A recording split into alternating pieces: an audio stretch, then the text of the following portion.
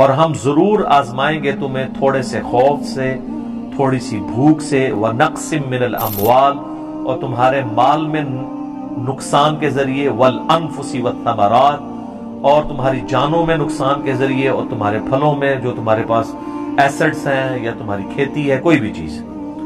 وَبَشِّرِ الصَّابِرِينَ اور پھر بشارت ہوگی جو صبر کر لیں گے۔ یعنی اللہ نے یہ کنفرم کر دیا ہے کہ آزمائے بغیر میں نے کو نہیں چھوڑنا۔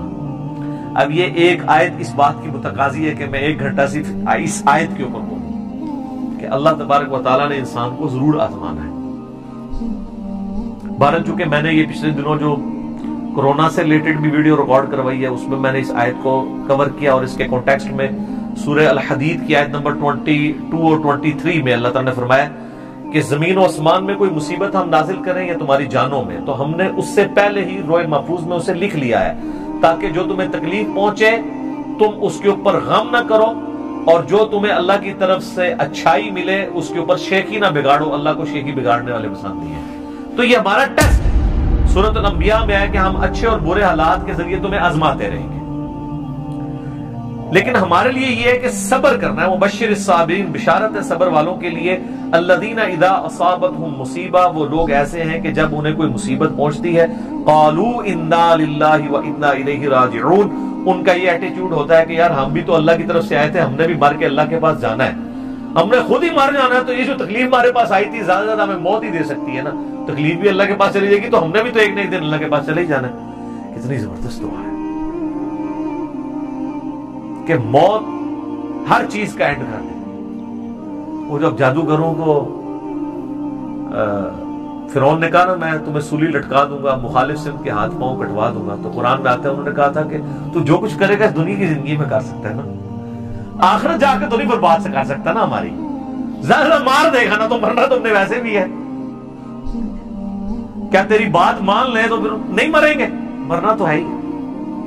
اولئک علیہم صلوات من ربہم، اللہ اکبر، اللہ کہہ رہا ہے ایسے لوگ ہیں جن پر اللہ تعالیٰ بھی درود بھیجتا ہے، اللہ کی رحمتیں ہیں ایسے لوگوں پہ، ورحمہ اور رحمت، واولئک هم المہتدون اور یہی وہ لوگ ہیں جو اصل میں سیدھے راستے کے اوپر ہیں، ہدایت کے اوپر ہیں۔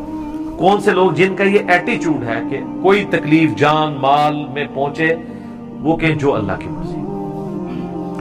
اس اعتبار سے ایک حدیث ہے، اب یہ مسئلہ تقدیر سے ریلیٹڈ ہے۔ مسئلہ تقدیر خود اتنا بڑا ٹاپک ہے کہ میں نے قرآن حکیم سے 50 مقامات سے 200 آیات کراس ریفرنس کے طور پہ 4 لیکچرز میں کور کیے ہیں۔ مسئلہ 103 104 ABC مسئلہ تقدیر کے اوپر یہ آیات بھی اس میں کور کی تھی، تمام اس طرح کی جو کریٹیکل آیات ہیں وہ کور کی ہیں۔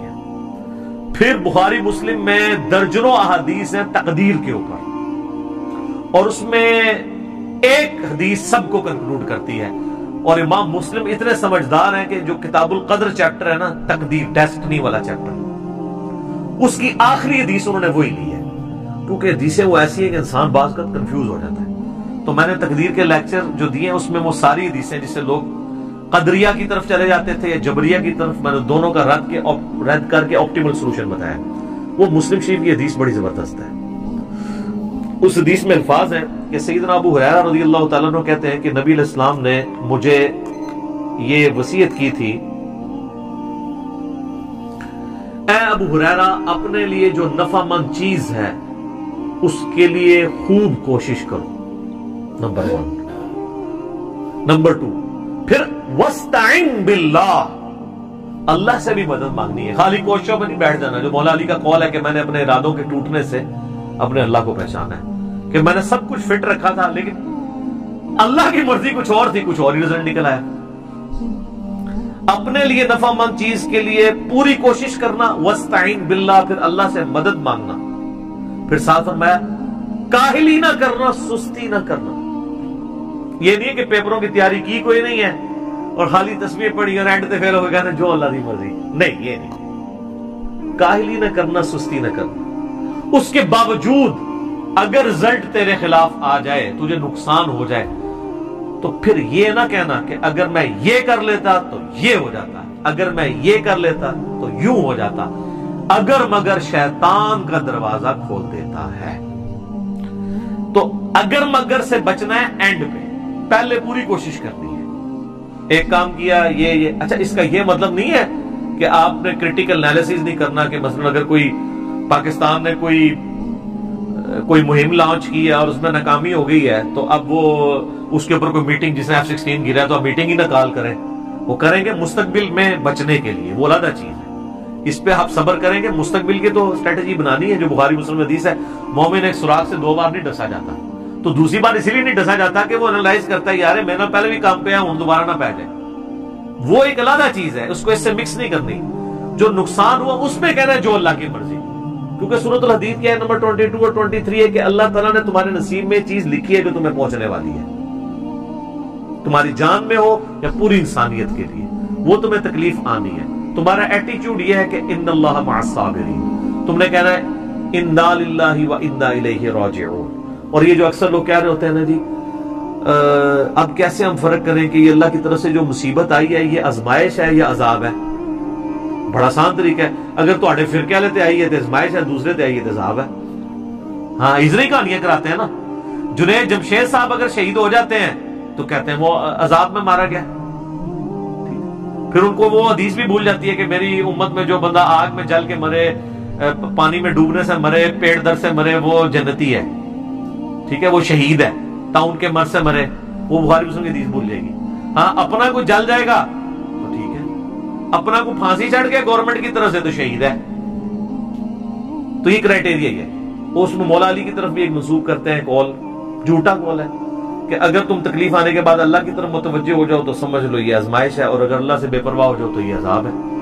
تو مسلمان جو بھی ہے وہ اللہ کی طرف لوٹتا ہے. بڑے بڑے باغی لوگ آپ یہ دیکھ لیں گھروں میں بیٹھے ہوئے ہیں، تو ہماری تو ویوشپ بڑھ گئی ہے اس کی وجہ سے. ٹھیک ہے، گھر بیٹھ کے جناب یوٹیوب پہ دعائیں شیئر کروا رہے ہیں لوگوں کو، واٹس ایپ پہ کروا رہے ہیں، اذکار کارڈ شیئر کروا رہے ہیں. تو اللہ کی طرف یہ کوئی کرائٹیریا نہیں ہے. آج کی ڈیٹ میں چونکہ پیغمبر دنیا سے جا چکے ہیں، پیغمبر کے جانے کے بعد قیامت تک جتنی بھی اللہ کی طرف سے تکلیفیں آئیں گی اس میں آپ نے ان کو آزمائش سمجھنا ہے، نعوذ باللہ عذاب نہیں اس کو کہنا. حتیٰ کہ طاعون کے بارے میں بخاری مسلم ہے کہ طاعون میری امت پہ آئے گا تو وہ کافروں کے لیے عذاب ہوگا، لیکن میرے ماننے والوں کے لیے وہ رحمت، اللہ اس کو بنائے گا، اور جو مر گیا وہ شہید ہوگا. دیکھیں نا کتنے صحابہ ہیں طاعون کے مرض میں مرے ہیں. معاذ ابن جبل مرے ہیں، ابو عبیدہ ابن جرح مرے ہیں، تو اسی مرض کے اندر شہید ہوئے ہیں وہ. تو یہ کوئی کرائٹیریا نہیں. آج کے دور میں ہمارا ایٹیٹیوڈ یہ ہے کہ ساری چیزیں آزمائش ہیں. انا للہ و انا الیہ راجعون. اور بخاری مسلم میں حدیث ہے کہ ان تکلیف کے اگینسٹ اللہ تعالیٰ تمہارے گناہوں کو معاف فرما دے گا، حتیٰ کہ تمہارے پاؤں میں کانٹا بھی چبھے گا اس کے اگینسٹ بھی گناہ معاف ہوں گے. اور ابو داؤد ترمذی میں حدیث ہے کہ انسان کے بعض اوقات ایسے گناہ ہوتے ہیں کہ اس کی کوئی نیکی اس کا کفارہ نہیں بن پا رہی ہوتی، تو اللہ تعالیٰ اسے دنیا میں تکلیف میں ڈالتا ہے، اور جب دنیا سے اٹھاتا ہے تو پاک و صاف کر کے اٹھاتا ہے. تو آپ کے گناہوں کا کفارہ بھی بن جاتا ہے. اس لیے نہیں کہ آپ نے جو گناہ کیے تھے ان کی وجہ سے تکلیفیں آئی ہیں، نہیں نہیں نہیں. گناہ سے کون بندہ پاک ہے؟ مراد یہ کہ اللہ چاہتا ہے کہ آخرت میں نہ دے، دنیا میں آپ کو تھوڑی بہت تکلیف سے گزرے. تو یہ بڑا کریٹیکل ٹاپک ہے، اس طریقے سے ورڈنگ نہیں دینی چاہیے. ٹھیک ہے جی، اللہ تعالیٰ سے دعا ہے جو حق بات میں نے کہی اللہ تعالیٰ ہمارے دلوں میں راسخ فرمائے. اگر میرے منہ سے جذبات میں کوئی بات نکل گئی تو اللہ تعالیٰ ہمارے دلوں سے معاف کر دے. ہمیں کتاب و سنت کی تعلیمات پر عمل کر کے دوسرے بھائیوں تک پہنچانے کی توفیق عطا فرمائے. سبحانک اللہم و بحمدک، اشہد ان لا الہ الا انت، استغفرک و اتوب الیک، وما علینا الا البلاغ المبین. جزاکم اللہ خیرا.